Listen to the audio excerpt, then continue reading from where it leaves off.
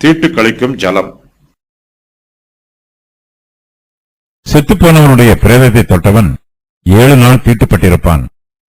அவன் 3ஆம் நாளிலும் 7ஆம் நாளிலும் தீட்டு கழிக்கும் ஜலத்தினால் தன்னை சுத்திகரிக்க கடவன். அப்பொழுது சுத்தமாவான். 3ஆம் நாளிலும் 7ஆம் நாளிலும் தன்னை சுத்திகரிக்காமல் இருப்பானாகில் சுத்தமாகான். செத்தவனுடைய பிரேதத்தை தொட்டும் தன்னை சுத்திகரித்துக் கொள்ளாதவன் கர்த்தரின் வாசஸ்தலத்தை தீட்டுப்படுத்துகிறான். அந்த ஆத்துமா இஸ்ரவேலில் இராமல் அறுப்புண்டு போவான். தீட்டு கழிக்கும் ஜலம் அவன் மேல் தெளிக்கப்படாததினால் அவன் தீட்டுப்பட்டிருப்பான். அவன் தீட்டு இன்னும் அவன் மேல் இருக்கும். கூடாரத்தில் ஒரு மனிதன் செத்தால் அதற்கடுத்த நியமமாவது, அந்த கூடாரத்தில் பிரவேசிக்கிற யாவரும் கூடாரத்தில் இருக்கிற யாவரும் 7 நாள் தீட்டுப்பட்டிருப்பார்கள்.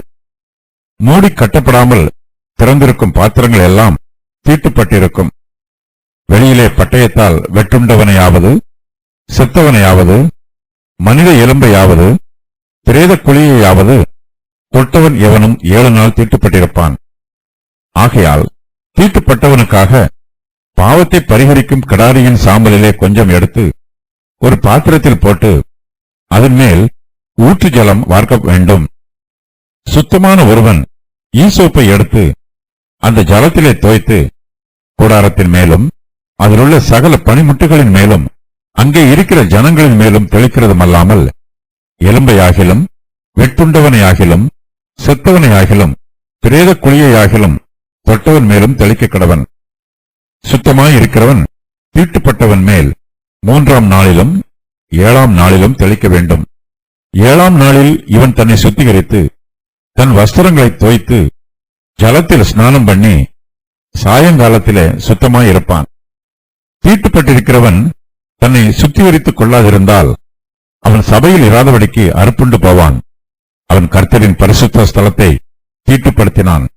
தீட்டு கழிக்கும் ஜலம் அவன் மேல் தெளிக்கப்படாததினால் அவன் தீட்டுப்பட்டிருக்கிறான். தீட்டு கழிக்கும் ஜலத்தை தெளிக்கிறவனும் தன் வஸ்திரங்களை தோய்க்க கடவன். தீட்டு கழிக்கும் ஜலத்தை தொட்டவனும் சாயங்காலம் மட்டும் தீட்டுப்பட்டிருப்பான். தீட்டுப்பட்டிருக்கிறவன் தொடுகிறவைகள் எல்லாம் தீட்டுப்படும். அவைகளை தொடுகிறவனும் சாயங்காலம் மட்டும் தீட்டுப்பட்டிருப்பான். இது உங்களுக்கு நித்திய கட்டளையாயிருக்கும் என்றார். சிவப்பான கிடாரியின் சாம்பல் பாளையத்திற்கு புறம்பே சுத்தமான ஒரு இடத்திலே கொட்டி வைக்கப்படுகிறது.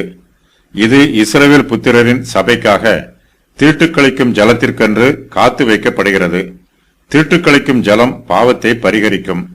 தீட்டுக்கழிக்கும் ஜலத்தை எவ்வாறு தயாரிக்க வேண்டும் என்றும், இந்த ஜலம் தீட்டுப்பட்டவன் மேல் தெளிக்கப்படும் போது அவன் எவ்வாறு சுத்தமாயிருப்பான் என்றும் கர்த்தர் இந்த வசன பகுதியில் தெளிவுபடுத்துகிறார்.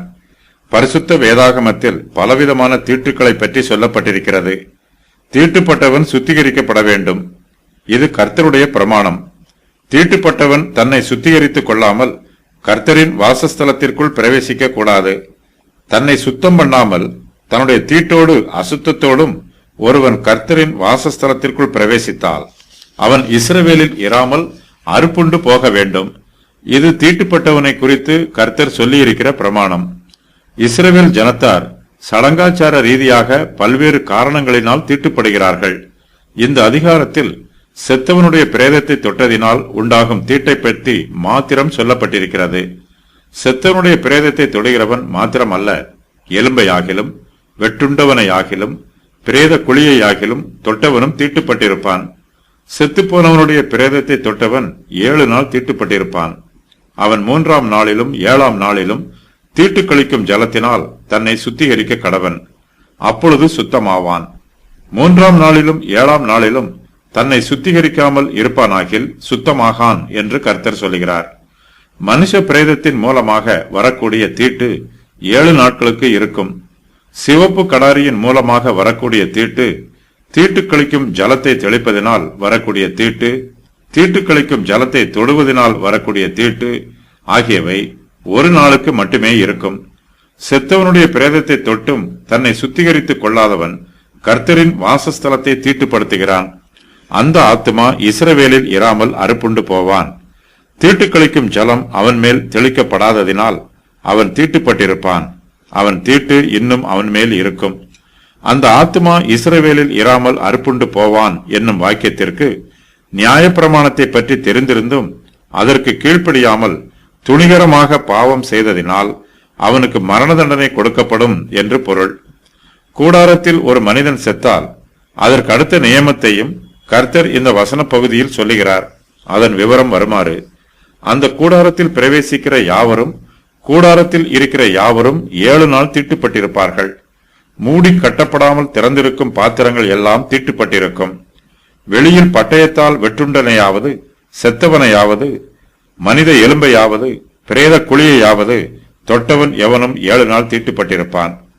மனுஷனை தீட்டுப்பட வைக்கும் காரியங்களை பற்றிய விவரம் வருமாறு: சிவப்பு கடாரியை பலியிடுதல், சிவப்பு கடாரியை அக்கினியில் சுட்டெரித்தல், கிடாரியின் சாம்பலை வாறுதல், செத்த பிரேதத்தை தொடுதல், செத்துப்போன மனுஷன் இருக்கும் கூடாரத்திற்குள் பிரவேசித்தல், ஒருவன் செத்து போகும்போது அவனோடு இருத்தல், பட்டயத்தால் வெட்டுண்டவனை தொடுதல், செத்து போனவனுடைய மனித எலும்பை தொடுதல், பிரேத குழியை தொடுதல், தீட்டு கழிக்கும் ஜலத்தை தீட்டாவனவன் மீது தெளித்தல். மரித்தோரின் சரீரம் தீட்டாய் இருக்கிறது. ஆகையால் அந்த சரீரத்தை தொடுகிறவர்களும் தீட்டுப்பட்டவர்களாய் இருக்கிறார்கள். நியாயப்பிரமாணத்தினால் மரணத்தை ஜெயிக்க முடியாது. இயேசு கிறிஸ்துவின் சுவிசேஷமோ மரணத்தையும் அதன் சாபத்தையும் கோரத்தையும் ஜெயித்திருக்கிறது.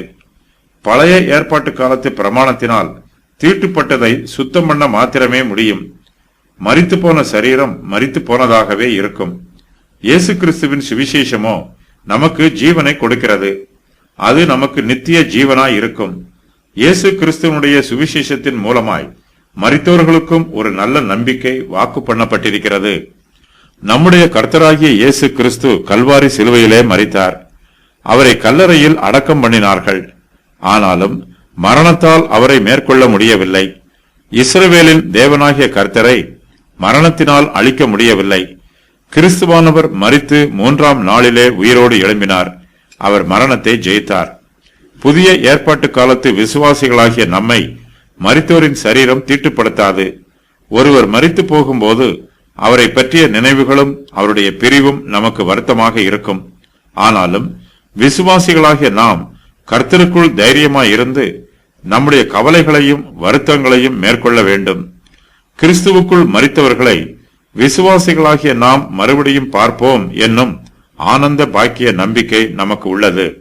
செத்தவர்களுடைய பிரேதத்தினால் தீட்டுப்பட்டவர்களை சுத்திகரிப்பது சம்பந்தமான பிரமாணம் இந்த வசன பகுதியில் சொல்லப்பட்டிருக்கிறது. தீட்டுப்பட்டவனை சுத்தம் பண்ணுவதற்காக அவன் மீது தீட்டு கழிக்கும் ஜலம் தெளிக்கப்படுகிறது. தீட்டு கழிக்கும் ஜலத்தை தயாரிக்க வேண்டிய விவரம் வருமாறு: தீட்டுப்பட்டவனுக்காக பாவத்தை பரிகரிக்கும் கிடாரியின் சாம்பலிலே கொஞ்சம் எடுத்து ஒரு பாத்திரத்தில் போட்டு அதன் மேல் ஊற்று ஜலம் வார்க்க வேண்டும். தீட்டுப்பட்டவன் மேல் தீட்டு கழிக்கும் ஜலத்தை தெளிக்க வேண்டிய விவரம் வருமாறு: சுத்தமான ஒருவன் ஈசோப்பை எடுத்து அந்த ஜலத்திலே தோய்த்து கூடாரத்தின் மேலும் அதிலுள்ள சகல பனிமுட்டுகளின் மேலும் அங்கே இருக்கிற ஜனங்களின் மேலும் தெளிக்க வேண்டும். மேலும் எலும்பையாகிலும் வெட்டுண்டவனையாகிலும் செத்தவனையாகிலும் பிரேத குழியையாகிலும் தொட்டவன் மேலும் தீட்டு கழிக்கும் ஜலத்தை தெளிக்க வேண்டும். சுத்தமான ஒருவன் என்பது தீட்டுப்படாமல் சுத்தமாயிருக்கும் ஒருவனை குறிக்கும். ஆசாரியன் மட்டுமே தீட்டு கழிக்கும் ஜலத்தை தெளிக்க வேண்டும் என்னும் நியதி எதுவும் இல்லை. சுத்தமான யாரும் தீட்டு கழிக்கும் ஜலத்தை தெளிக்கலாம். செத்தவனுடைய பிரேதத்தை தொட்டவன் 7 நாள் தீட்டுப்பட்டிருப்பான் என்றும் அவன் 3ஆம் நாளிலும் 7ஆம் நாளிலும் தீட்டு கழிக்கும் ஜலத்தினால் தன்னை சுத்திகரிக்க கடவன். அப்பொழுது சுத்தமாவான். 3ஆம் நாளிலும் 7ஆம் நாளிலும் தன்னை சுத்திகரிக்காமல் இருப்பானாகில் சுத்தமாகான் என்றும் கர்த்தர் சொல்லுகிறார். தீட்டுப்பட்டவன் மேல் தீட்டு கழிக்கும் ஜலம் தெளிக்கப்படுவது பற்றியும் தீட்டுப்பட்டவன் சுத்தமாவது பற்றியும் கர்த்தர் இந்த வசன பகுதியில் சொல்லுகிறார். அதன் விவரம் வருமாறு: சுத்தமாயிருக்கிறவன் தீட்டுப்பட்டவன் மேல் 3ஆம் நாளிலும் 7ஆம் நாளிலும் தெளிக்க வேண்டும். 7ஆம் நாளில் இவன் தன்னை சுத்திகரித்து தன் வஸ்திரங்களை தோய்த்து ஜலத்தில் ஸ்நானம் பண்ணி சாயங்காலத்திலே சுத்தமாயிருப்பான். தீட்டுப்பட்டிருக்கிறவன் தன்னை சுத்திகரித்துக் கொள்ளாதிருந்தால் அவன் சபையில் இராதபடிக்கு அறுப்புண்டு போவான். அவன் கர்த்தரின் பரிசுத்த ஸ்தலத்தை தீட்டுப்படுத்தினான். தீட்டு கழிக்கும் ஜலம் அவன் மேல் தெளிக்கப்படாததினால் அவன் தீட்டுப்பட்டிருக்கிறான். கர்த்தர் சுத்திகரிப்பை விரும்புகிறார். சுத்திகரிக்கும் சடங்குகளும் கர்த்தருக்கு முக்கியமானவை. தீட்டுப்பட்டிருக்கிறவன் தன்னை சுத்திகரித்துக் கொள்ளாதிருந்தால் அவன் சபையில் இராதபடிக்கு அறுப்புண்டு போவான். ஆகையினால் நமது பாவங்களில் இருந்து நாம் இயேசு கிறிஸ்துவின் திரு இரத்தத்தினால் சுத்திகரிக்கப்படுவது மிகவும் அவசியம். சுத்தமாயிருக்கிறவனே தீட்டுப்பட்டவன் மேல் தீட்டுக்களிக்கும் ஜலம் தெளிக்கிறான். அவன் அந்த ஜலத்தை தொட்டதினால் அவனும் தீட்டுப்பட்டிருக்கிறான். ஆகையினால் தீட்டுக்களிக்கும் ஜலத்தை தெளிக்கிறவனும் தன் வஸ்திரங்களை துவைக்க வேண்டும். தீட்டுக்களிக்கும் ஜலத்தை தொட்டவனும் சாயங்காலம் மட்டும் தீட்டுப்பட்டிருப்பான். தீட்டுப்பட்டிருக்கிறவன் தொடுகிறவைகள் எல்லாம் தீட்டுப்படும். அவைகளை தொடுகிறவனும் சாயங்காலம் மட்டும் தீட்டுப்பட்டிருப்பான். தீட்டுப்பட்டவனை சுத்திகரிப்பதற்காக கர்த்தர் இந்த அதிகாரத்தில் தம்முடைய பிரமாணத்தை சொல்லி இருக்கிறார். இது இஸ்ரவேல் புத்திரருக்கு நித்திய கட்டளையாயிருக்கும் என்று கர்த்தர் சொல்லுகிறார். சரீரத்தில் உண்டான தீட்டுகளை சுத்திகரிப்பதற்கு சிவப்பு கடாரியின் பிரமாணம் கொடுக்கப்பட்டிருக்கிறது. இஸ்ரவேல் புத்திரர் தங்களுடைய பொதுவான பணத்திலிருந்து சிவப்பு கடாரியை வாங்கி தர வேண்டும். இஸ்ரவேல் புத்திரர் அனைவருக்கும் தீட்டுக்களிக்கும் ஜலம் செய்வதற்காக சிவப்பு கடாரியின் ரத்தம் பயன்படுத்தப்படும். கிடாரி சிவப்பு நிறத்தில் இருக்கும். இது இரத்தத்திற்கு அடையாளம். கர்த்தருடைய சமூகத்தில் பலவிதமான மிருக ஜீவன்கள் பலியிடப்பட்டாலும் இந்த பலியில் மட்டுமே கிடாரி சிவப்பு நிறத்தில் இருக்க வேண்டும் என்று கூறப்பட்டிருக்கிறது. சிவப்பு கடாரியை பிரதான ஆசாரியரிடத்தில் கொடுக்கக்கூடாது. அதை எலையாசாரிடம் கொடுக்க வேண்டும். சிவப்பு கடாரியை அடிப்பதினால் தீட்டு வரும். பிரதான ஆசாரியனுக்கு எந்தவிதமான தீட்டும் ஏற்படக்கூடாது. சிவப்பு கடாரியை பாளையத்திற்கு புறம்பே அடிக்க வேண்டும். இயேசு கிறிஸ்து ஊருக்கு வெளியில் சிலுவையில் அறையப்பட்டதற்கு இது அடையாளமாகும். சிவப்பு கடாரியின் இரத்தத்தை ஆசரிப்பு கூடாரத்திற்கு எதிராக 7 தரம் தெளிக்க வேண்டும். கர்த்தர் இந்த பலியை அங்கீகரித்திருக்கிறார் என்பதற்கு இது அடையாளம். தீட்டுக்களிக்கும் ஜலத்தை தெளித்து ஒருவரை சுத்திகரிக்கலாம். தீட்டுப்பட்டிருக்கும் நபர் சுத்தமாவதற்கு 7 நாட்களாகும். 2 முறை அவர் மீது தீட்டுக்களிக்கும் ஜலத்தை தெளிக்க வேண்டும். எகிப்தியரும் இதுபோன்று வருஷத்திற்கு ஒரு முறை தைப்போன் என்னும் தெய்வத்திற்கு பலியிடுவது வழக்கம். சிவப்பு கடாரிக்கு பதிலாக சிவப்பு காளையை எகிப்தியர் பலியிடுகிறார்கள். ஒரு குடும்பத்தில் ஒருவர் மரித்து போனால் அந்த குடும்பத்தார் அனைவரும் தீட்டுப்பட்டிருப்பார்கள். அந்த வீட்டிற்கு வரும் அனைவரும் தீட்டுப்பட்டிருப்பார்கள்.